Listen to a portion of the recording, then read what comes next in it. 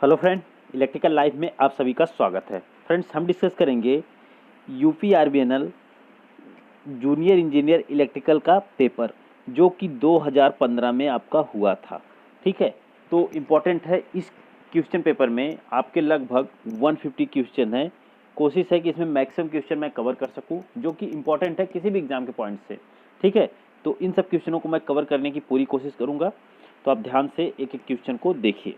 ठीक है, तो हमारा पहला क्वेश्चन जो है वो क्या है कि ये nichrome wire used as a heater coil has the resistance of 1 ohm per meter. For a heater 1000 watt at 200 volt, the length of the wire required will be.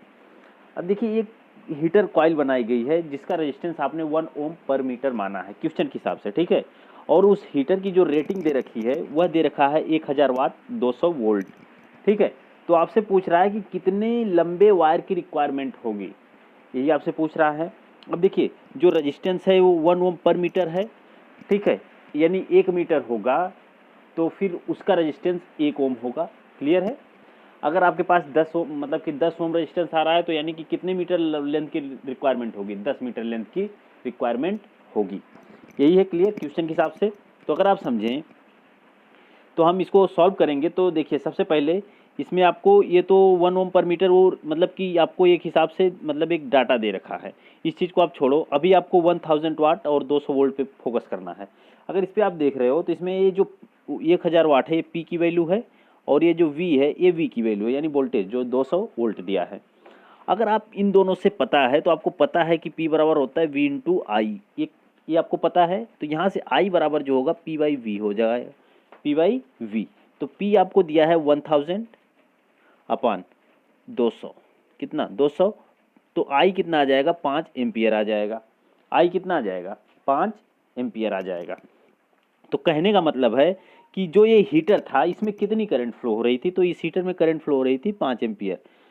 तो ये तो हीटर का जो मतलब कि कॉइल यूज की गई उसका रेजिस्टेंस पर मीटर में दिया है, लेकिन आपको रेजिस्टेंस सिर्फ नहीं पता है कि हीटर का रेजिस्टेंस कितना है। तो हीटर का रेजिस्टेंस निकालने के लिए आपको पता है कि V बराबर होता है आई इंटू आर। तो R बराबर हो जाएगा V बटे आई। V आपको दिया है 200, आई आपने निकाला है 5, तो आ जाएगा 5 चौक को 20, 40 होगा। ठीक है, कितना होगा 40। तो 40 ओम रेजिस्टेंस आ गया। आर का मान कितना आ गया 40 ओम आ गया। अगर आर का मान मतलब 40 ओम आ गया तो देखिए, जो कॉइल थी वो 1 ओम पर मीटर यानी 1 मीटर की होगी तो 1 ओम होगा। अब रेजिस्टेंस कितना आ गया 40 ओम का, तो फिर लेंथ कितनी रखनी पड़ेगी 40 ओम पर मीटर, मतलब कि 40 ओम पर मीटर यानी लेंथ कितनी होगी 40 मीटर होगी। तो ऑप्शन नंबर सी जो होगा करेक्ट आंसर हो जाएगा। Option number C correct answer हो जाएगा जो कि दिया है क्वेश्चन में। चलिए अगला क्वेश्चन अब देखते हैं हम। अगला क्वेश्चन आपका है कि low resistance can be accurately measured by. अब लो रेजिस्टेंस आप एक्यूरेटली किसके द्वारा मेजर कर सकते हो। ऑप्शन देखिए क्या क्या आपके हैं। Kelvin bridge, Wheatstone bridge, win bridge, Schering bridge. किसके द्वारा, देखिए एक्यूरेटली मतलब एकदम सटीक। ठीक है, सटीक किसके द्वारा हम मेजर कर सकते हैं, तो सबसे सटीक जो मेजर कर सकते हैं ना वे केल्विन ब्रिज द्वारा मेजर कर सकते हैं। किसके द्वारा, केल्विन ब्रिज द्वारा हम जो रेजिस्टेंस का मेजर करते हैं वह एकदम सटीक होगा। और व्हीटस्टोन ब्रिज जैसे हम पढ़ते हैं, व्हीटस्टोन ब्रिज उसके द्वारा हम किस चीज़ को मेज़र करते हैं, तो व्हीटस्टोन ब्रिज द्वारा हम मीडियम रेजिस्टेंस को मेज़र करते हैं। बहुत इंपॉर्टेंट है कि व्हीटस्टोन ब्रिज द्वारा हम किसको मेज़र करते हैं, तो मीडियम रेजिस्टेंस को मेज़र करते हैं। उसके बाद जो विन ब्रिज दिया है ये देखिए, ये तो था व्हीटस्टोन ब्रिज जिसके द्वारा हम क्या मेज़र कर रहे थे, मीडियम रेजिस्टेंस को मेज़र कर रहे थे। ये जो विन ब्रिज दिया है इसके द्वारा हम क्या मेज़र करते हैं, इंपॉर्टेंट है, बहुत बहुत ज़्यादा इंपॉर्टेंट है। विन ब्रिज द्वारा हम ऑडियो फ्रीक्वेंसी को मेज़र करते हैं, ये आपको याद रखना है कि विन ब्रिज द्वारा हम क्या मेज़र करते हैं, ऑडियो फ्रीक्वेंसी मेज़र करते हैं। और उसके बाद अगर हम बात करें तो विन ब्रिज द्वारा हम केबल की टेस्टिंग भी करते हैं। विन ब्रिज द्वारा हम क्या करते हैं, केबल की टेस्टिंग भी करते हैं। इंपॉर्टेंट है, सारे पॉइंट्स आप लिखते चलो। ठीक है, उसके बाद अगर हम बात करें तो हमारे पास है शेयरिंग ब्रिज। अब शेयरिंग ब्रिज द्वारा हम क्या करते हैं, तो शेयरिंग ब्रिज द्वारा हम मेज़र करते हैं जो कैपेसिटर है उसके कैपेसिटेंस को यानी संधारित्र की धारिता को मेज़र करने के लिए हम लोग यूज करते हैं शेयरिंग ब्रिज को। ठीक है, या फिर कहिए तो एक बहुत इंपॉर्टेंट क्वेश्चन आता है कभी कभी कि डाइलेक्ट्रिक लॉस को किस ब्रिज द्वारा मेज़र किया जाता है। तो डाइलेक्ट्रिक लॉस को हम मेज़र करते हैं, डाइलेक्ट्रिक लॉस को हम मेज़र करते हैं किसके द्वारा? शियरिंग ब्रीज द्वारा। इंपॉर्टेंट है, याद रखिएगा, बहुत ही इंपॉर्टेंट है। ठीक है, चलिए अब देखते हैं हम अगला क्वेश्चन। अगला क्वेश्चन हमारे पास है कि एक लैंप है आपके पास और उसकी रेटिंग जो है वो 1000 वाट 200 वोल्ट पे है, और ये जो सप्लाई कर रहा है मतलब वोल्टेज, ठीक है, 200 वोल्ट तो सप्लाई कर रहा है 200 एम्पियर की करंट को। ठीक है, 200 एम्पियर की मतलब अच्छा सप्लाइड करंट एट 200 वोल्ट, और जो मतलब करंट सप्लाई कर रहा है वो दो मतलब 100 वोल्ट पे कर रहा है, तो इट्स इक्विवेलेंट लैंप, तो यह इक्विवेलेंट लैंप किसके बराबर होगा? अब देखो क्वेश्चन क्या है ना, ध्यान से समझो आप। क्वेश्चन आपका है कि एक लैंप है जो 100 वाट का है और 200 वाट पे ये क्या कर रहा है, सप्लाई कर रहा है करंट, तो फिर वो 100 वोल्ट पे कितना हो जाएगा लैंप की दक्षता? आपसे यही बस पूछ रहा है। ठीक है, तो चलो मैं अगर इस क्वेश्चन को सॉल्व करूँ ना, देखो कैसे। जैसे आपको पता है कि P बराबर होता है V²/R, ये आपको पता है। इसका मतलब है P जो है डायरेक्टली प्रोपोर्शनल है V² के, P जो है वो डायरेक्टली प्रोपोर्शनल है V² के। अब देखो आप इसको निकालना चाहो ना तो इसके पास तरीके हैं, जैसे कि पहले आप R का मान निकालो, फिर इसके लिए कितना रेजिस्टेंस होगा, फिर वही चीज़ इसमें करो, तो फिर आप निकाल सकते हो। ये तरीका आप यूज कर सकते हो। ठीक है, अगर ऐसे नहीं यूज कर सकते तो आप, अगर मैं बात करूं तो P बराबर V/I से आप निकालो, पहले I की मान निकालो।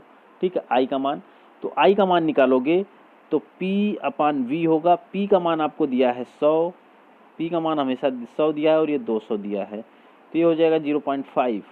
ठीक है, 0.5। अच्छा एक चीज़ और ध्यान से समझना, मैं जो बोल रहा हूँ, जब भी आप ऐसे क्वेश्चन को सॉल्व करेंगे ना तो उसमें कभी भी करंट को इन्वॉल्व मत कीजिएगा। हमेशा आपको जो फॉर्मूला, जैसे कि ऐसा क्वेश्चन दिया होगा तो आप हमेशा ये वाला फॉर्मूला लगाएंगे, ध्यान रहे। ठीक है, जब भी ऐसा क्वेश्चन रहे तो आपको हमेशा यही वाला फॉर्मूला लगाना है। ठीक है, क्योंकि P जो है वो डायरेक्टली प्रोपोर्शनल होगा V² के। ठीक है, तो डायरेक्टली अगर प्रोपोर्शनल हो गया V² के तो आप समझ सकते हो कि P प्रोपोर्शनल है V² के, तो आप ध्यान से समझो कि 200 वोल्ट पे हमको कितना मिल रहा है, 100 वाट मिल रहा है। 200 वोल्ट के स्क्वायर पे हमें 100 वाट मिल रहा है। ठीक है, 200 वोल्ट का स्क्वायर कर रहे हैं तो हमें 100 वाट मिल रहा है। फिर अगर हम 100 का स्क्वायर करेंगे, 100 का स्क्वायर करेंगे तो हमें कितना मिलेगा, यही आपसे क्वेश्चन है। तो आप तरीका चाहे जैसे यूज कर लो। मैं आपसे अगर एक बात कहूँ तो आप यूज करो कि P बराबर V²/R, इससे निकालो R की वैल्यू। V² मतलब 200 गुणे 200, 200 गुणे 200 बटे 100, तो ये कैंसिल होगा तो ये 400 आ जाएगा। कितना आ जाएगा, 400 ओम आ जाएगा। ठीक है, अब इस 400 को आप कन्वर्ट करो इसमें, ठीक है, V²/R से, तो V² मतलब ये कितना हो जाएगा, मतलब कि अब देखिए ये R का मान कितना आ गया, 400 आ गया। तो आपको क्या करना है कि P बराबर निकालना है V²/R। V² मतलब 100 का स्क्वायर, 100 गुणे 100, 100 गुणे 100 बटे 400, 0 से 0 कैंसिल हो गया, ये हो जाएगा 25 वाट। कितना हो जाएगा, 25 वाट, जो कि ऑप्शन नंबर बी में आपको, यानी सेकंड ऑप्शन आपको दिया हुआ है। ठीक है, चलिए अगला क्वेश्चन देखते हैं। अगला क्वेश्चन आपका है कि द रेजिस्टेंस बिटवीन, अब देखिए क्वेश्चन क्या दिया है, the resistance between x1 and x2 is. अब ये पॉइंट दिया है, आपको पूछ रहा है कि इसके बीच का रेजिस्टेंस कितना होगा, आपसे ही बोला जा रहा है। तो देखिए, अब देखिए मैं आपको एक चीज़ बता रहा हूँ कि जैसे ये देखिए ये पॉइंट है आपको और ये दे दिया गया है, इसका मतलब है कि ये एक पॉइंट ए है, एक पॉइंट ए है, ये दोनों के दोनों किस में कनेक्टेड हैं, आप कहोगे सर पैरेलल में कनेक्टेड है। अच्छा मेरे भाई एक बात बताओ कि जब दो एलिमेंट या फिर दो रेजिस्टेंस पैरेलल में कनेक्ट होते हैं तो करंट का फ्लो हमेशा किस रास्ते से होता है? आप कहोगे कि करंट का फ्लो हमेशा उस रास्ते से होगा जहां पे रेजिस्टेंस मिनिमम होगा। तो एक बात बताओ मेरे से कि ये रेजिस्टेंस मान लीजिए 10 ओम है, इसका क्या रेजिस्टेंस है, क्या आप बता सकते हो कितना रेजिस्टेंस है? अरे मेरे भाई ये शॉर्ट है, ये क्या है, शॉर्ट है, और शॉर्ट का रेजिस्टेंस जीरो होता है। शॉर्ट का रेजिस्टेंस क्या होता है, जीरो होता है। ठीक है, अगर शॉर्ट का रेजिस्टेंस जीरो होता है तो एक जीरो पैरेलल में कनेक्ट है किसके संग, 10 ओम के साथ, तो उसका आप निकालोगे इक्विवेलेंट, मान लीजिए हम निकालेंगे तो फिर कैसे निकालते हैं, 0 गुणे 10 बटे 0 प्लस 10। ठीक, ये करेंगे तो कितना आ जाएगा, 0 आ जाएगा। तो आपका रेजिस्टेंस कितना होगा, 0 होगा। तो करेक्ट आंसर आपका ऑप्शन नंबर 3 होगा, जो कि 0 दिया हुआ है। ठीक है, चलिए अगला क्वेश्चन देखिए। अगला क्वेश्चन आपके पास है कि इन ए सर्किट, अब देखिए एक सर्किट है, in a circuit shown below if I1 equal to 1.5 ampere then I2 will be. अब देखिए करंट आपको ये जो I1 है ये कितना दिया हुआ है, ये दिया है 1.5 एम्पियर। तो फिर I2 आपसे पूछ रहा है, I2 ही तो पूछ रहा है आपसे, तो मेरे को बताना है बस I2 को कि कितनी करंट होगी। अब आपको पता है कि I1 आपको 1.5 एम्पियर दिया हुआ है, तो कोई बात नहीं, हमें अगर I1 1.5 एम्पियर दिया हुआ है तो हम इसको छोड़ देते हैं, हमें ऐसे नहीं लगाना है कि कितना दिया हुआ कितना नहीं दिया हुआ, हमें बस निकालना है कि इस I2 की वैल्यू कितनी होगी, I2 की वैल्यू कितनी होगी। तो अब ध्यान से समझो, ध्यान से देखो, यहाँ पे हम लगाते हैं नोड एनालिसिस लगाते हैं, बहुत आसान है क्योंकि इससे हम बहुत जल्दी निकाल लेते हैं करंट को। ठीक है, तो जैसे ही आप लगाओगे तो आप देखोगे कि V-6/2 plus V/2 plus V-3/2 यही होगा। अब देखिए ये हर तो सब में कॉमन है, बराबर जीरो रखेंगे। ठीक है, बराबर जीरो, तो हर सब में कॉमन है, तो ये बनेगा V-6+2 प्लस V-3 बराबर जीरो कर देंगे, डायरेक्टली जीरो कर देंगे। ठीक है, तो ये -6 - 3 हो जाएगा 9। अगर 9 हो गया तो V और V कितना हो जाएगा 2V, 2V -9 तो बराबर हो जाएगा 7, बराबर कितना 7, तो V बराबर हो जाएगा 3.5, 3.5 होगा। V की वैल्यू कितना आएगी 3.5 आएगी, इस पॉइंट पे V की वैल्यू कितना आएगी 3.5 आएगी।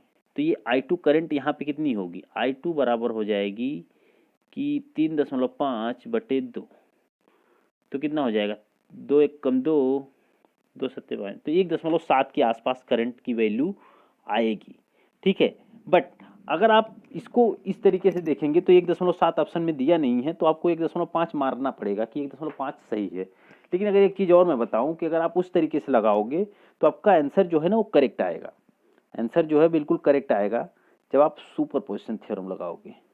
कौन सा लगाओगे, सुपरपोजिशन थ्योरम लगाओगे, तो वहाँ पे आपका जो वैल्यू आएगी वो करेक्ट आएगी, एकदम 1.5 एम्पियर आएगी। थोड़ा बहुत ऊपर नीचे हो जाता है जब भी हम मेथड को चेंज करते हैं, तो बट उससे कोई वैसी बात नहीं है। ठीक है, आप डायरेक्टली इस तरह से भी लगा सकते हो, आप और भी कोई मेथड लगा सकते हो।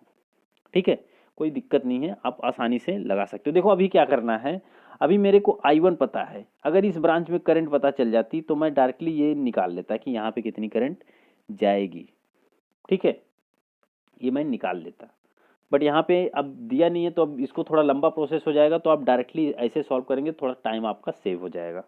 ठीक है, चलिए अगला क्वेश्चन, अगला क्वेश्चन है कि constant voltage source is a, constant voltage source is a क्या है, active and bilateral, passive and bilateral, active and unilateral, passive and unilateral, तो क्या है आपको यही बताना है। तो देखिए एक कांस्टेंट वोल्टेज सोर्स का मतलब क्या है कि ये पोलैरिटी इसकी फिक्स कर दिए, अब ये फिक्स ही रहेगी, इसको आप चेंज नहीं कर सकते हो। तो एक कांस्टेंट वोल्टेज सोर्स जो होता है ये आपको एनर्जी प्रोवाइड करता है, इसके पास सेल्फ एनर्जी होती है, तो इसको हम बोलते हैं एक्टिव एलिमेंट। अब देखिए कांस्टेंट वोल्टेज सोर्स है तो इसका मतलब इसकी एक बार डायरेक्शन आप सेट कर दोगे तो फिर उसी डायरेक्शन में रहेगा। ठीक है, तो जब उसकी आप डायरेक्शन मतलब बदल नहीं सकते तो वो फिर क्या बन जाएगा, यूनिलेटरल बन जाएगा। तो ऑप्शन नंबर 3 जो होगा वो करेक्ट होगा। क्यों, क्योंकि वोल्टेज सोर्स, अब कांस्टेंट वोल्टेज सोर्स की बात हो या कांस्टेंट करंट वोल्टेज सोर्स की बात हो, कांस्टेंट वोल्टेज सोर्स या कांस्टेंट करंट सोर्स की बात हो तो हमेशा क्या होता है, यूनिलेटरल होगा और एक्टिव होगा, ये आपको याद रखना है। ठीक है, चलिए अगला क्वेश्चन है कि Kirchhoff voltage law is concerned with, Kirchhoff voltage law is concerned with किसके साथ, आईआर ड्रॉप के साथ, बैटरी ईएमएफ के साथ, जंक्शन वोल्टेज के साथ, या फिर both IR drop and battery EMF के साथ। तो देखिए किरचॉफ वोल्टेज लॉ जो होता है वो कंसर्न होता है किसके संग, तो अगर बात करें तो ये कंसर्न होगा आपका both IR drop and battery EMF के साथ। ठीक है, बैटरी ईएमएफ के साथ, ये आपका दोनों के साथ संबंध रखता है। यानी कि अगर हम बात करें तो किरचॉफ के दो लॉ थे, दो लॉ में आपके पास एक था किरचॉफ वोल्टेज लॉ जिसको आप केवीएल बोलते थे, और एक आपके पास था किरचॉफ करंट लॉ जिसको आप केसीएल बोलते थे। तो ये जो फिनोमिना है ये केवीएल के लिए होता है। केवीएल यानी कि किसी बंद परिपथ में आईआर ड्रॉप तथा बैटरी का जो ईएमएफ है उसके एडिशन को हम बोलते हैं किरचॉफ वोल्टेज लॉ, या फिर उसका जो एडिशन होता है वो उसका अलजेब्रिक सम जो होता है वो 0 के बराबर होता है, ये होता है केवीएल। अगर हम बात करें केसीएल की तो केसीएल आपका होता है कि किसी बिंदु पर मिलने वाली समझ धाराओं का बीजगणितीय योग यानी कि अलजेब्रिक सम 0 के बराबर होता है। या फिर कोई पॉइंट है उस पर जो करंट इनकमिंग है उतनी ही करंट आउटगोइंग होगी, ये आपका केसीएल कहता है। ओके, चलिए अब देखते हैं हम अगला क्वेश्चन। अगला क्वेश्चन आपका है कि the law that explain the generation of heat due to flow of current through a conductor is, यानी कि किसी कंडक्टर में यानी किसी चालक में से गुजर रही धारा से उत्पन्न होने वाली ऊष्मा के बारे में दर्शाने वाला नियम निम्न में से कौन सा है। तो नियम आपके पास है, जैसे ओम्स लॉ है, जूल्स लॉ है, केल्विन लॉ है या फिर फैराडेज लॉ है। तो कौन सा है?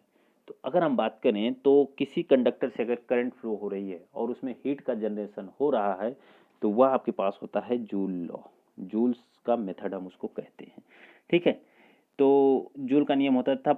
अब देखिए फैराडे के नियम की अगर हम बात करें तो फैराडे के नियम का जो होता है कि फैराडे के नियम किसी इलेक्ट्रोड पर मुक्त हुए पदार्थ का द्रव्यमान विलयन में से प्रवाहित की गई धारा की मात्रा के अनुक्रमानुपाती होता है। जबकि ओम का नियम आपको पता है कि V बराबर I इंटू आर होता है, ओम का नियम, ठीक है, ये तो आपको पता ही है। और उसके बाद जैसे कि ओम के नियम में क्या होता है कि V बराबर I इंटू आर या फिर V बटे I का रेशियो हमेशा कांस्टेंट होता है यानी R के बराबर होता है, और ये तब रहेगा जब आपका टेम्परेचर फिक्स रहता है। जब आपका टेम्परेचर क्या रहता है? फिक्स यानी कांस्टेंट रहता है, ठीक है। चलिए अब देखते हैं हम अगला क्वेश्चन।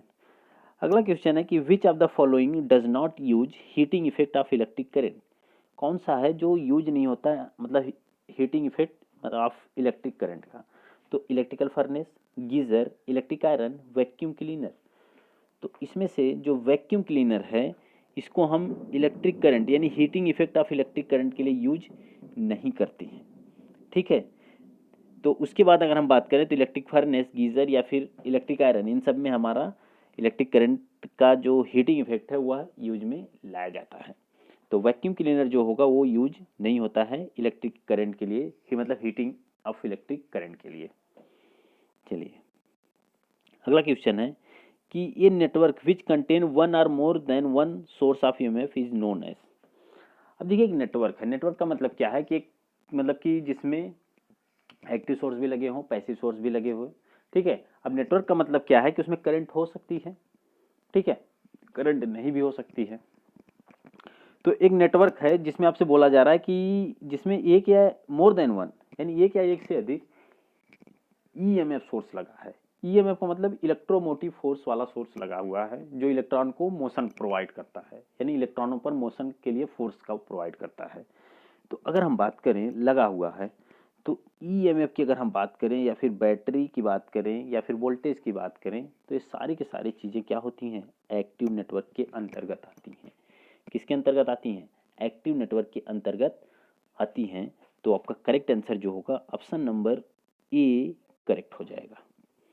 चलिए अगला क्वेश्चन। अगला क्वेश्चन है कि the current through an inductance flow.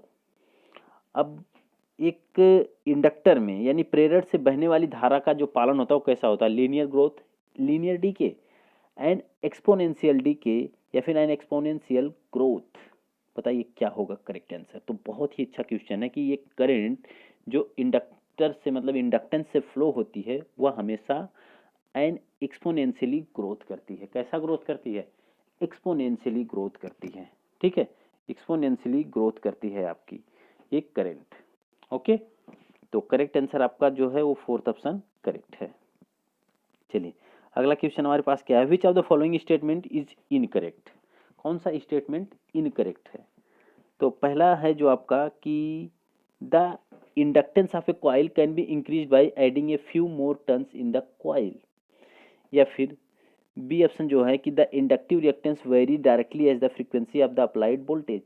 Inductive reactance can be measured by an ohm meter and inductance does not oppose direct current. जबकि एन इंडक्टर, देखो इसमें अब क्या है कि कौन सा इनकरेक्ट है।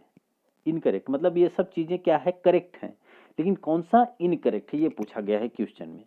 तो इनकरेक्ट का मतलब है कि देखिए जो इंडक्टेंस है of a coil can be increased by adding a few more turns in the coil. अगर हमें इंडक्टेंस को बढ़ाना है यल को, तो यल बराबर N d five by d t आप कहीं देखेंगे, फिर d i upon d t होता है, ठीक है, d i upon d t. तो यहाँ पे नंबर ऑफ टर्न्स हम बनाते हैं तो इंडक्टर हमारा जो होता है वो क्या होता है? इंक्रीज होता है। उसके बाद ये थर्ड ऑप्शन जो है कि the inductive reactance can be measured by ohm meter. तो हम इंडक्टिव रिएक्टेंस को ओम मीटर द्वारा मेजर कर सकते हैं। क्यों? क्योंकि इंडक्टिव रिएक्टेंस की यूनिट भी क्या होती है? ओम होती है। अगर इसकी यूनिट भी ओम है तो इसको हम ओम मीटर से मेजर कर सकते हैं। उसके बाद an inductance does not oppose the direct current, जबकि एक इंडक्टेंस जो होता है डायरेक्ट करंट का अपोज करता है। ठीक है, डायरेक्ट करंट का क्या करता है? अपोज करता है। तो जो सेकेंड ऑप्शन है ये क्या? The inductive reactance vary directly as the frequency of the applied voltage. Inductive reactance की बात होती है कि एक्सएल बराबर 2πfl। ठीक है, 2πfl। तो the inductive reactance varies directly as the frequency of applied voltage. ठीक है, तो अभी बोला है कि ऑफ अप्लाइड वोल्टेज, जो क्वेश्चन आपका दिया है ये गलत है। ठीक है, ये वाला आपका क्या है? इनकरेक्ट है। इंडक्टिव रिएक्टेंस सीधे तौर पर दी हुई वोल्टेज के क्रमानुपाती होता है।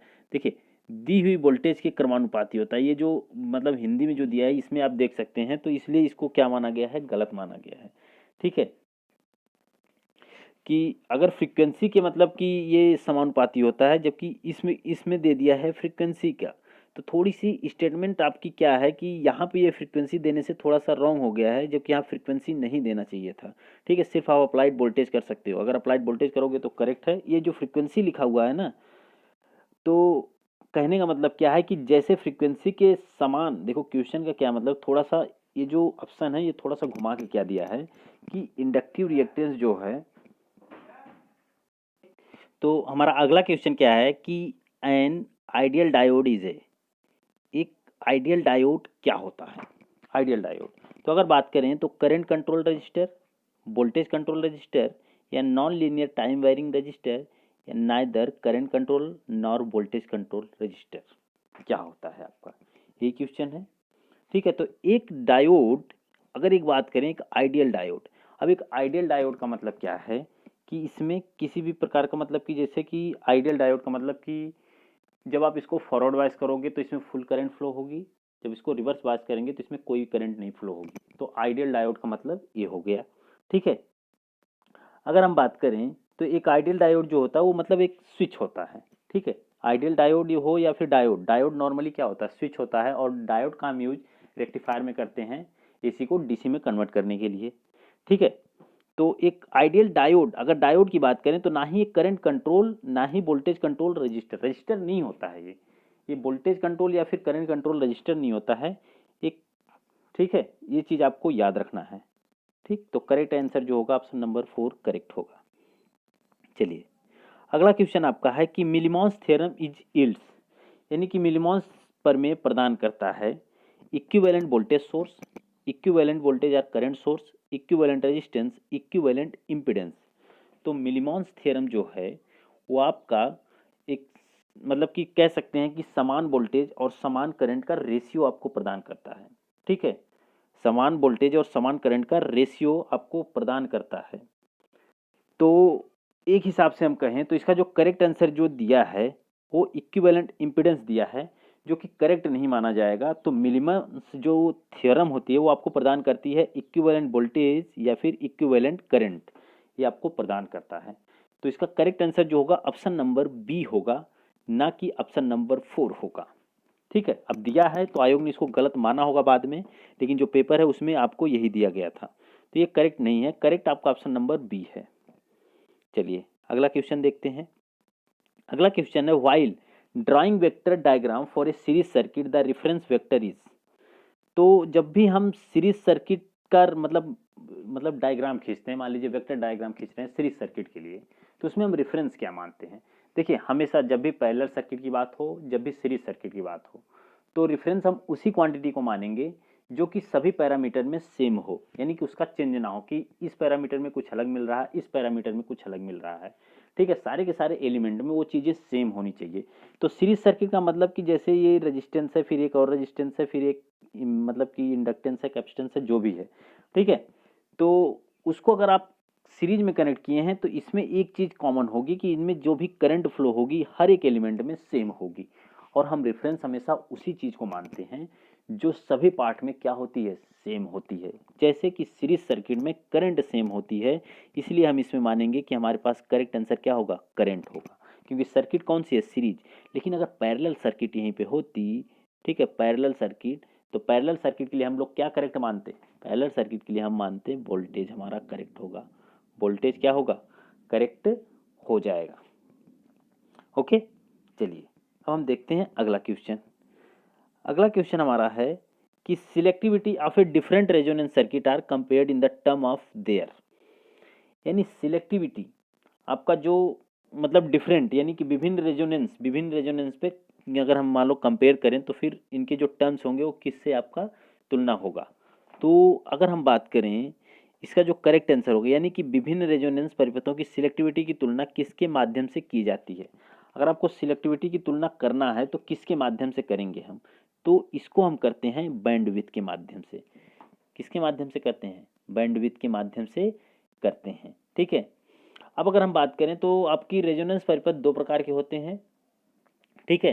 तो हम अगर बात करें तो प्रत्यय मतलब कि श्रेणी रेजोनेंस एक आपका होता है, यानी सीरीज सर्किट का रेजोनेंस, एक पैरेलल सर्किट का रेजोनेंस होता है।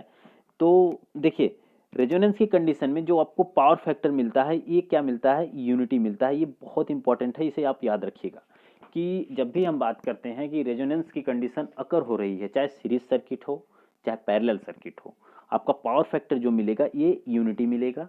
उसके बाद अगर हम बात करें तो सीरीज सर्किट में जो इम्पीडेंस होगा वो क्या होगा, वो Z बराबर आर के होगा, ठीक है, Z बराबर आर के होगा। उसके बाद अगर पैरेलल सर्किट में बात करें तो Z जो होगा वो आर के बराबर नहीं होता, थोड़ा बहुत ऊपर नीचे आपका होता है, ठीक है, थोड़ा सा ज़्यादा आपको मिलता है, शायद ओमेगा आर अपान यल ऐसे कुछ मिलता है, यल आर अपान सी मिलता है ऐसे, ठीक है, ऐसे ही मिलता है। तो Z आपको इतना मिलता है। तो कॉमन सी बात है कि आप समझिए कि Z जो होता है वह दोनों केस में, एक चीज़ और, जब हम Z बराबर आर देखते हैं ना यानी सीरीज सर्किट में, तो ये क्या होता है, ये मिनिमम होता है, ये मिनिमम होता है। तो इस कंडीशन में आई जो होती है वो क्या होती है, मैक्सिमम होती है। तो आपको हमेशा बताना है कि जब भी सीरीज सर्किट हो रेजोनेंस की कंडीशन पे आई जो होता है वो मैक्सिमम होता है और जेड जो होता है यानी इम्पिडेंस वो मिनिमम होता है। जबकि ऐसा इसका सेम डिफरेंट यानी एकदम उल्टा जो होता है वो पैरेलल वाले केस में होता है, ठीक है, पैरेलल केस में होता है। चलिए अगला क्वेश्चन हमारा क्या है, देखिए अगला question, the dynamic impedance of R L and C parallel circuit at resonances. देखिए बहुत इंपॉर्टेंट है, मैंने अभी आपको बताया, देखिए अभी आपके सामने आ भी गया क्वेश्चन। मैंने शायद ओमेगा आर अपान ये ऐसे कुछ बताया था बट ऐसा नहीं है। देखो यहाँ पे आपको कंफर्म पता चल गया कि क्या होता है, तो यहाँ से आपको क्लियर है कि यल अपान सी आर, यानी कि जो रेजोनेंस की कंडीशन पे जो डायनेमिक इम्पिडेंस होता है वो होता है यल अपान सी आर। बहुत इंपॉर्टेंट फॉर्मूला है, इसे भी आप याद रखिए क्योंकि नॉर्मली ये हम कभी यूज नहीं करते हैं, ठीक है। तो जब भी हम मतलब कि देखेंगे आप एसी सर्किट का रेजोनेंस वाली कंडीशन हम सॉल्व करते हैं तो पैरेलल सर्किट ज़्यादा नहीं सॉल्व करते हैं, हम सीरीज सर्किट को ज़्यादा सॉल्व करते हैं, इसलिए सीरीज सर्किट का फॉर्मूला ज़्यादा याद रहता है सभी को। तो मेरे को भी वही था, ठीक है, ये थोड़ा मुझे ध्यान नहीं था लेकिन अभी क्या है कि क्लियर है, आप इसको याद रखिएगा, ठीक है। तो क्लियर रहना चाहिए क्योंकि ये फॉर्मूला हो सकता है कि आपको किसी और एग्जाम में पूछ ले तो फिर कुछ दिक्कत हो सकती है, ठीक है। एक चीज़ और इसमें, जैसे कि जब भी रेजोनेंस की बात की गई है पैरेलल सर्किट में तो Z जो होगा वो क्या होगा, हमेशा हम मैक्सिमम मानते हैं, और I जो होती है वो क्या होती है, मिनिमम होती है। I क्या होती है, मिनिमम होती है इस कंडीशन में, ये आपको याद रखना है, ठीक है। चलिए अगला क्वेश्चन देखते हैं। अगला क्वेश्चन हमारा है कि which of the following is not an linear non linear element, यानी कौन सा नॉन लीनियर एलिमेंट नहीं है। तो transistor, heater coil, diode, electric arc with unlike electrode, कौन सा हमारा नॉन लीनियर एलिमेंट नहीं है। नॉन लीनियर एलिमेंट का मतलब क्या है कि इसकी जो वी आई कैरेक्टरिस्टिक है वह ऐसी हो तो नॉन लीनियर, वो सीधी हो तो फिर लीनियर। तो आपसे पूछा कौन सा नॉन लीनियर एलिमेंट नहीं है, या फिर क्वेश्चन ये हो सकता है कौन सा लीनियर एलिमेंट है। सिंपल सा है कि क्वेश्चन ये बने चाहे ये बने, दोनों में से एक बन सकता है। तो यहाँ पे बना है कि नॉन लीनियर एलिमेंट कौन सा नहीं है। मेरे भाई ये ट्रांजिस्टर की कैरेक्टरिस्टिक आप देखोगे तो फिर यूं यूं आपको दिखती है, इसका मतलब ये नॉन लीनियर को फॉलो करता है, ठीक है। हीटर कॉइल बेसिकली अगर हम बात करें तो ये कॉइल जो बनी होती है वो नंबर ऑफ टर्न्स से बनी होती है, और नंबर ऑफ टर्न्स का मतलब क्या है कि एक इंडक्टर से फॉर्म होती है, और एक इंडक्टर और एक कैपेसिटर और एक रजिस्टर तीनों के तीनों क्या होते हैं, लीनियर एलिमेंट होते हैं। याद रखना आपको, एक पॉइंट और याद रखना है कि लीनियर एलिमेंट हम उसी को बोलते हैं जो ओम्स लॉ को फॉलो करता है, जो ओम्स लॉ को फॉलो करता है। ठीक है। डायोड, डायोड आपका बाय डिफॉल्ट ये भी क्या है, ये भी आपका एक नॉन लीनियर एलिमेंट की कैटेगरी में आता है। और इलेक्ट्रिक आर्क जो कि अनलाइक इलेक्ट्रोड, अनलाइक इलेक्ट्रोड का मतलब कि एक पॉजिटिव हो एक निगेटिव हो, तो फिर ये भी किस में आ जाएगा, ये भी आ जाएगा आपका नॉन लीनियर एलिमेंट की कैटेगरी में। तो करेक्ट आंसर जो होगा वो हीटर कॉइल होगी। चलिए अगला क्वेश्चन क्या है कि अगला क्वेश्चन है, ध्यान से देखिए, अगला क्वेश्चन आपका है कि which of the following statement is incorrect regarding A purely resistive circuit. अब प्योरली रजिस्टिव सर्किट से संबंधित कौन सा ऑप्शन इनकरेक्ट है, इनकरेक्ट बोला जा रहा है, करेक्ट नहीं इनकरेक्ट। अब देखिए वर्क डन इज जीरो, तो देखिए ये क्या करेक्ट है या इनकरेक्ट है, कौन सा इनकरेक्ट पूछा है, तो ये करेक्ट है, मतलब कि आपका करेक्ट है। उसके बाद सेकंड है पावर कंज्यूम्ड इज जीरो, तो ये आपका करेक्ट है कि इनकरेक्ट है, अभी देखते हैं। हीट प्रोड्यूस इज जीरो, क्या हीट जीरो प्रोड्यूस होगी, ठीक है, हाँ। उसके बाद power factor unity, power factor unity होता है, क्लियर है। तो कौन सा इनकरेक्ट है, आपसे यही बोला जा रहा है। तो क्या आपको पता है कौन सा इनकरेक्ट है? तो अगर हम बात करें तो इनकरेक्ट की अगर बात करेंगे तो आपका इनकरेक्ट होगा कि पावर कंज्यूम्ड इज जीरो। अब देखिए पावर कंज्यूम, जैसे कि कोई रजिस्टिव एलिमेंट है तो रजिस्टर ही क्या करता है, पावर का कंजम्पशन करता है। पावर कंजम्पशन कौन सा एलिमेंट करता है, सिर्फ और सिर्फ रजिस्टर करता है, जबकि इंडक्टर और कैपेसिटर ये पावर को एब्जॉर्ब नहीं करते, पावर को कंज्यूम नहीं करते। तो इसलिए कभी भी क्वेश्चन आए कि एक आइडियल इंडक्टर एक आइडियल कैपेसिटर पावर को कितनी कंज्यूम करेगा, उसकी वैल्यू मान लो अगर आपको कुछ भी दिया हो, लेकिन पावर का कंजम्पशन एक इंडक्टर और एक कैपेसिटर हमेशा कितना करते हैं, जीरो, यानी कि कुछ भी नहीं करते हैं वो। ठीक है, तो ये आपको याद रखना है। लेकिन रेजिस्टेंस पावर का कंजम्पशन करता है, तो इनकरेक्ट जो हो जाएगा वो होगा ऑप्शन नंबर बी, यानी कि पावर कंजम्पशन जीरो नहीं होगा। ठीक है, जीरो ये इनकरेक्ट है, ठीक है, कुछ ना कुछ करेगा। तो इनकरेक्ट आपका जो होगा ऑप्शन नंबर बी, यानी वही सही होगा। चलिए अगला क्वेश्चन है, अगला क्वेश्चन आपका है कि एक कैपेसिटर स्टोर एनर्जी इन, एक कैपेसिटर है जो एनर्जी को स्टोर कर रहा है किस चीज में, इलेक्ट्रिक फील्ड में, इलेक्ट्रोमैग्नेटिक फील्ड में, मैग्नेटिक फील्ड में, डाइलेक्ट्रिक डाइपोल में, किस में करता है। तो एक कैपेसिटर जो होता है वो एनर्जी को स्टोर करता है, हाफ सी वी स्क्वायर जो इसका स्टोरिंग मतलब एनर्जी स्टोर होती है वह होती है इलेक्ट्रिक फील्ड में। किस में होती है, इलेक्ट्रिक फील्ड में होती है। उसके बाद कैपेसिटर तो हो गया इलेक्ट्रिक फील्ड में, इंडक्टर कहाँ पे करता है, इंडक्टर, इंडक्टर एनर्जी स्टोर करता है मैग्नेटिक फील्ड में, किस में, मैग्नेटिक फील्ड में करता है। ये भी आपको याद रखना है, बहुत इंपॉर्टेंट है। ठीक है, और जो एनर्जी स्टोर होती है इंडक्टर में वो हाफ एल आई स्क्वायर होती है। ठीक, चलिए अब हम देखते हैं अगला क्वेश्चन। अगला क्वेश्चन हमारा है कि atom of any element is, किसी एलिमेंट का एटम क्या है। ठीक है, positively charge, अनचार्ज, negatively charge, charge positive और निगेटिव। देखिए एटम की बात की जा रही है, अगर हम बात आइडिया होता है, ठीक है, एक एटम का, सॉरी, ठीक है, थोड़ा सा रुक गया है, अभी मैं देख लेता हूँ। तो देखिए एक एटम की अगर हम बात करें तो एटम जो आपका होता है बेसिकली अगर बात करें तो एटम आपका जैसे ये बना है, ठीक, और बीच में एक होता है नाभिक, और इस नाभिक में हमारे जो होते हैं वो क्या होते हैं, प्रोटॉन होते हैं प्लस न्यूट्रॉन होते हैं, और इस नाभिक के चारों तरफ इलेक्ट्रॉन जो है वो मूवमेंट करता है। ठीक है, इतनी चीज आपको पता है। अब नाभिक में जो इलेक्ट्रॉन है, यानी नाभिक में तो आपका प्रोटॉन और न्यूट्रॉन होता है, नाभिक के बाहर आपका इलेक्ट्रॉन होता है, तो इलेक्ट्रॉन पे जितना निगेटिव चार्ज होता है ना उतना ही प्रोटॉन पे पॉजिटिव चार्ज होता है। मैंने क्या बोला, इलेक्ट्रॉन पे जितना निगेटिव चार्ज उतना ही प्रोटॉन पे पॉजिटिव चार्ज। इसका मतलब है कि न्यूट्रॉन जो है ये न्यूट्रल है, इस पर कोई चार्ज नहीं होता है। ये तो होगा बेसिक पॉइंट। अब ध्यान से समझो कि अगर इलेक्ट्रॉन, जैसे अगर मान लीजिए जितना इलेक्ट्रॉन है, मान लीजिए हमारे पास 4 इलेक्ट्रॉन है तो उतने ही कितने होंगे, प्रोटॉन भी होंगे। इसका मतलब कि पार्टिकुलर एटम ये टोटल किस चीज में पाए जा रहे हैं, एक एटम में पाए जा रहे हैं। अगर एक एटम में जितने पॉजिटिव हैं उतने ही निगेटिव हैं तो टोटल कितना होगा, जीरो। अगर टोटल जीरो हो गया तो इसका मतलब कि उस एटम पे कोई चार्ज है, कोई चार्ज नहीं, क्योंकि जितना पॉजिटिव था उतना ही निगेटिव हो गया, तो सब के सब क्या हो जाएंगे, खत्म हो जाएंगे। तो एक एटम को हम हमेशा क्या बोलेंगे, अनचार्ज बोलेंगे, अनचार्ज बोलेंगे, ठीक है, अनचार्ज बोलेंगे। तो करेक्ट आंसर जो होगा ऑप्शन नंबर सेकंड करेक्ट होगा। ऑप्शन नंबर सेकंड क्या होगा, करेक्ट हो जाएगा। चलिए अब देखते हैं अगला क्वेश्चन। अगला क्वेश्चन है dash dash has the highest mobility. किस में हाईएस्ट मोबिलिटी होती है? तो मोबिलिटी सबसे ज़्यादा होती है किस में, इलेक्ट्रॉन्स में होती है, सबको पता है क्योंकि इलेक्ट्रॉन सबसे हल्का कण होता है। और प्रोटॉन से कितना हल्का होता है, 1840 गुना प्रोटॉन इससे भारी होता है। 1840 गुना भारी होता है प्रोटॉन इलेक्ट्रॉन से, ठीक है, ये भी इंपॉर्टेंट है, आपको याद रखना है। चलिए अगला क्वेश्चन है कि conduction of electricity through a conductor take place by.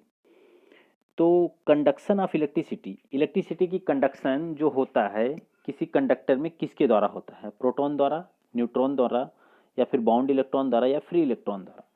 तो देखिए जो करंट का फ्लो होता है किसी कंडक्टर में, यानी इलेक्ट्रिसिटी आपकी तभी आएगी जब आपके पास क्या होगा, फ्री इलेक्ट्रॉन होगा। जब आपके पास मुक्त इलेक्ट्रॉन होंगे तभी करंट का फ्लो आपका होता है, अदरवाइज करंट का फ्लो नहीं होता है, ठीक है। जबकि आपको पता है कि प्रोटॉन तो होते हैं पॉजिटिव जो कि नाभिक में होते हैं, और न्यूट्रॉन जो होता है वो तो उदासीन होता है, उस पर कोई आवेश ही नहीं होता है, तो इनसे करंट का फ्लो नहीं होता है। करंट का फ्लो आपका सिर्फ और सिर्फ फ्री इलेक्ट्रॉन से होता है। किससे होता है, फ्री इलेक्ट्रॉन से होता है, ठीक। चलिए अगला क्वेश्चन है, अगला क्वेश्चन आपका है कि किसी चालक में, चलिए नहीं, अगला क्वेश्चन हमारा है कि ये Zener diode is a invariably used with.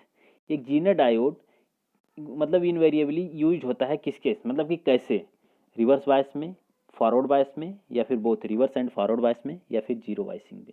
तो एक जीनर डायोड की अगर हम बात करें तो जीनर डायोड देखो आप सिंपल सा देखो, जीनर डायोड जो आपका बना होता है यूं बना होता है, यूं, ये बना होता है आपका जीनर डायोड।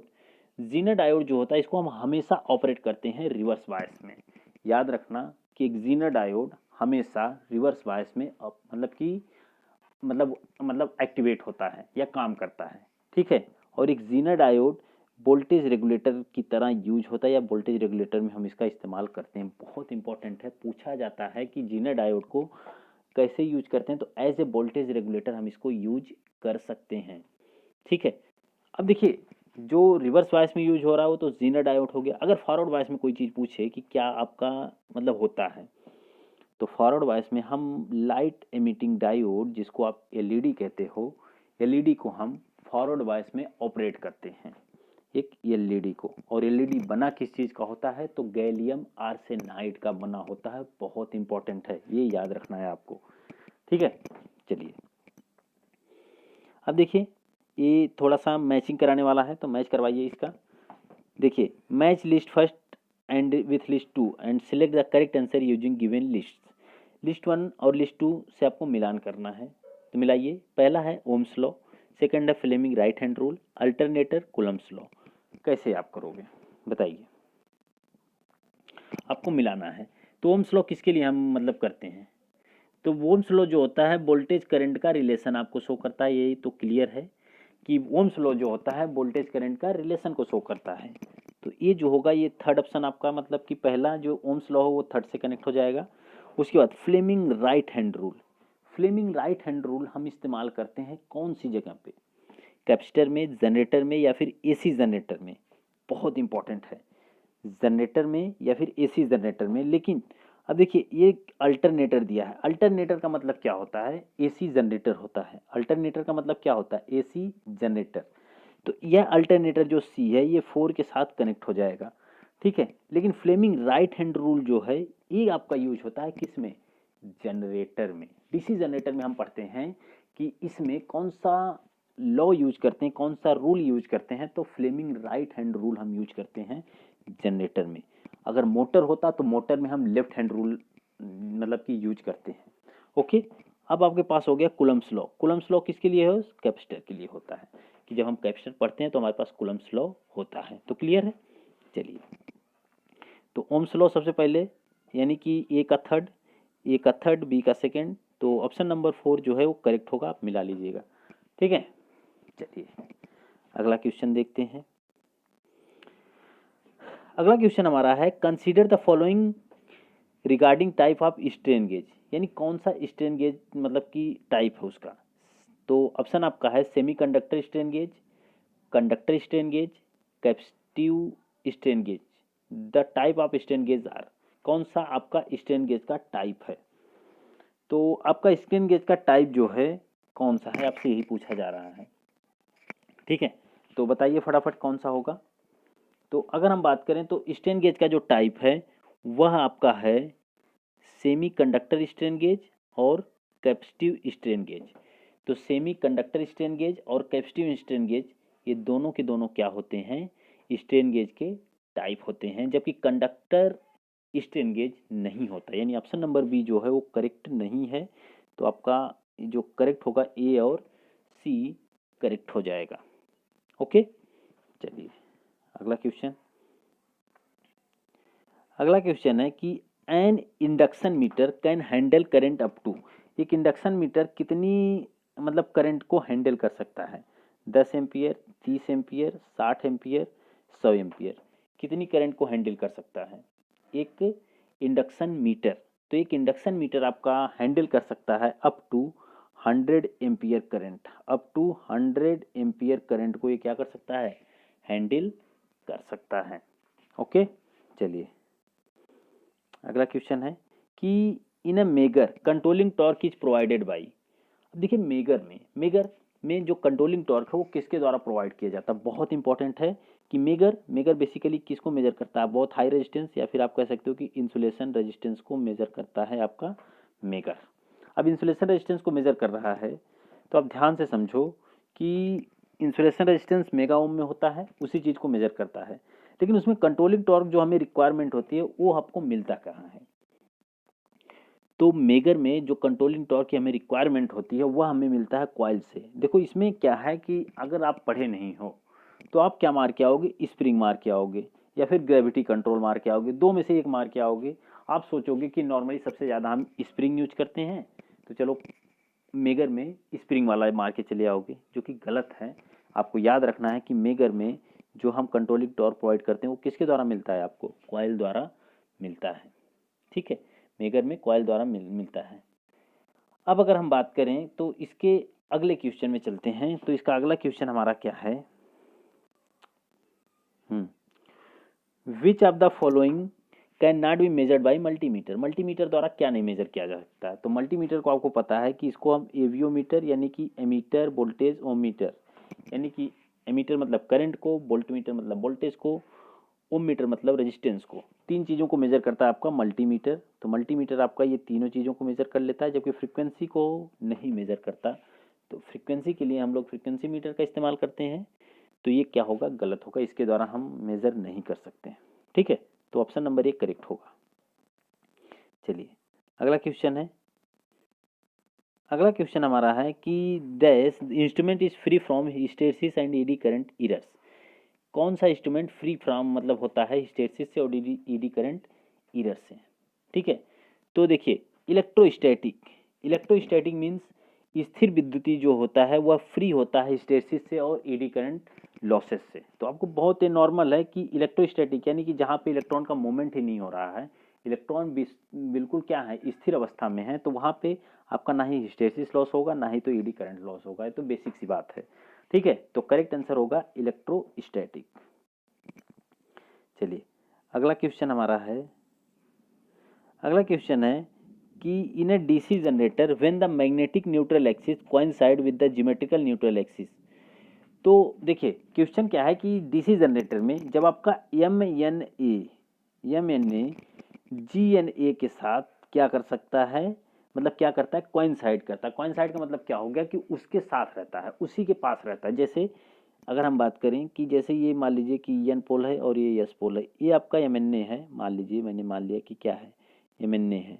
ठीक है, और इसी पे भी हमारा क्या होगा, अगर जी एन ए हो गया इसी पे, यानी कि एकदम ओवरलैप करे इसी पे, तो उस कंडीशन में मोटर के ऊपर क्या लोड होता है कि नहीं होता है।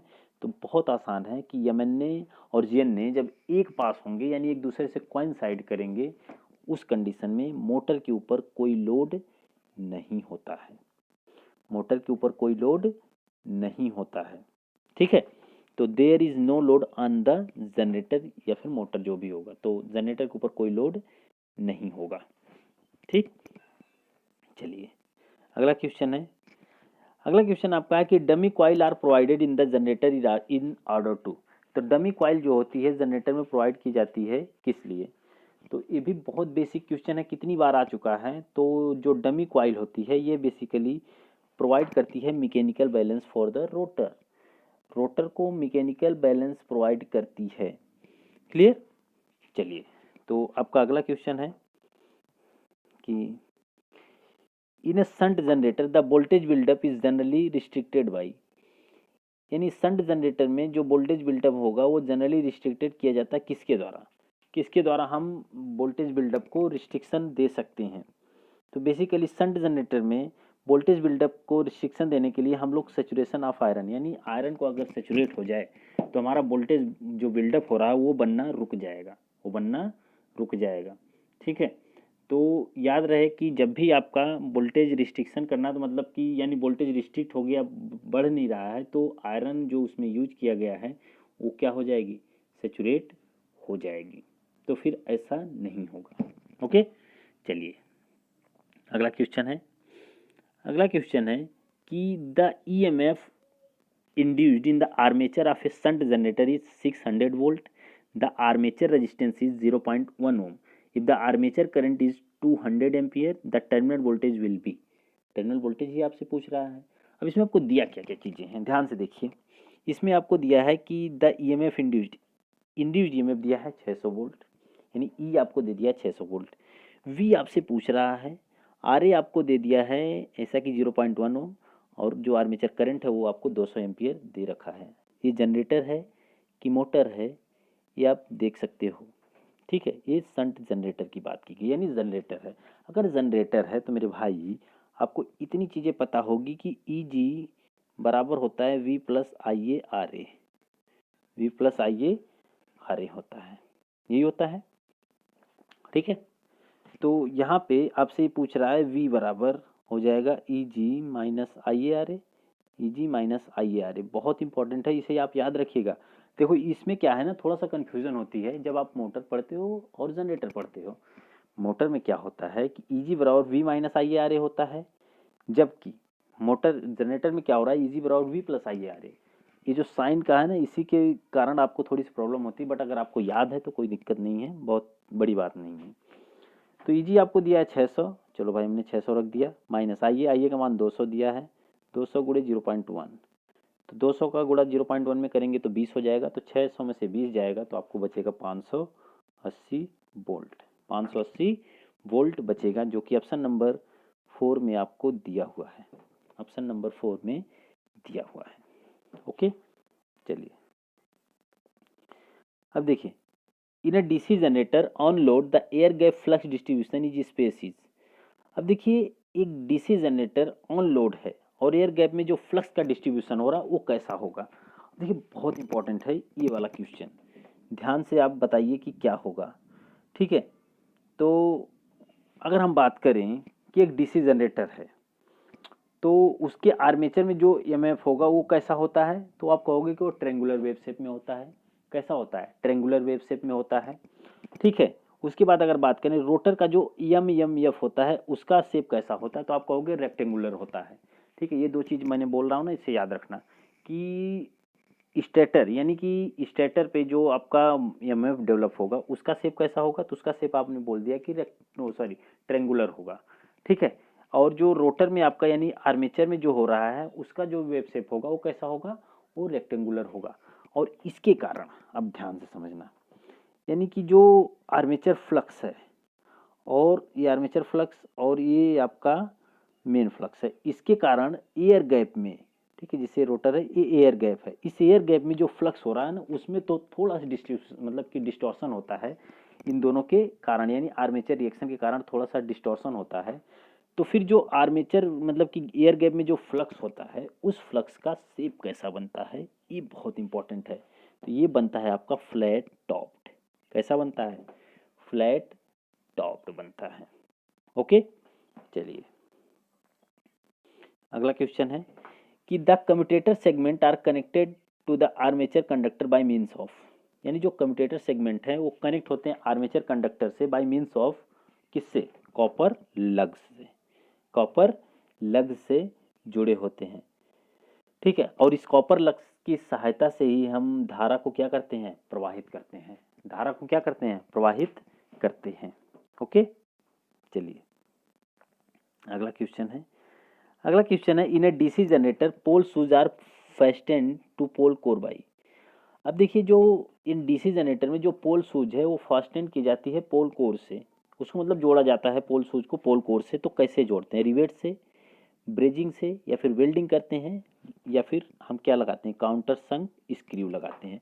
तो उसको हम बोलते हैं काउंटर संक स्क्रू, ठीक है, उसको क्या बोलते हैं, काउंटर संक स्क्रू बोलते हैं, जो कि पोल कोर और पोल शूज को अटैच करता है। आप देखे होंगे डीसी मशीन में कि ये चीज़ ऐसी होती है, ये पोल कोर हो गया आपका, पोल शूज को हम ऐसे करते हैं, ठीक है, ये पोल शूज आपका ऐसे बनता है, ठीक है। तो ये यहाँ पे आपका कनेक्ट होता है, ठीक है, क्योंकि ये पार्ट जो होता है ये पोल कोर होता है और ये पार्ट जो होता है ये पोल शूज होता है।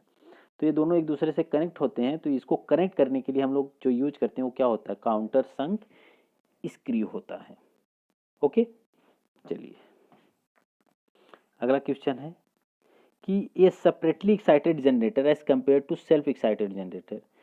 एक सेपरेटली एक्साइटेड का मतलब कि किसी बाहरी डीसी सोर्स द्वारा उसको एक्साइट करना, सेल्फ एक्साइटेशन का मतलब कि वो अपने द्वारा ही सेल्फ एक्साइटेड हो रहा हो। तो फिर is amendable of better voltage control, या फिर is more stable, has exciting current independent of load current, has all the given feature in the other option, ठीक है। तो क्या करेक्ट होगा आपका, अगर हम बात करें तो क्वेश्चन है कि सेल्फ एक्साइटेड जनरेटर की तुलना में सेपरेटली एक्साइटेड जनरेटर क्या होता है।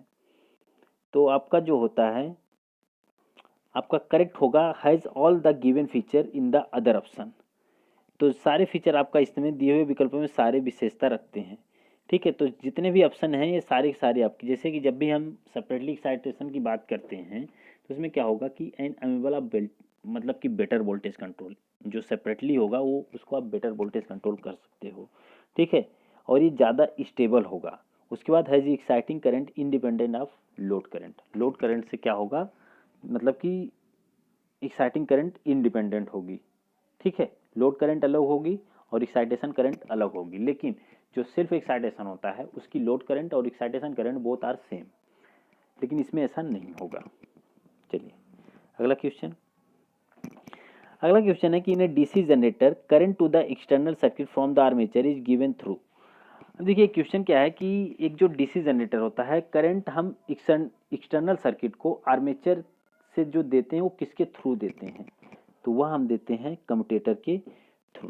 किसके द्वारा देते हैं, कम्यूटेटर के थ्रू देते हैं।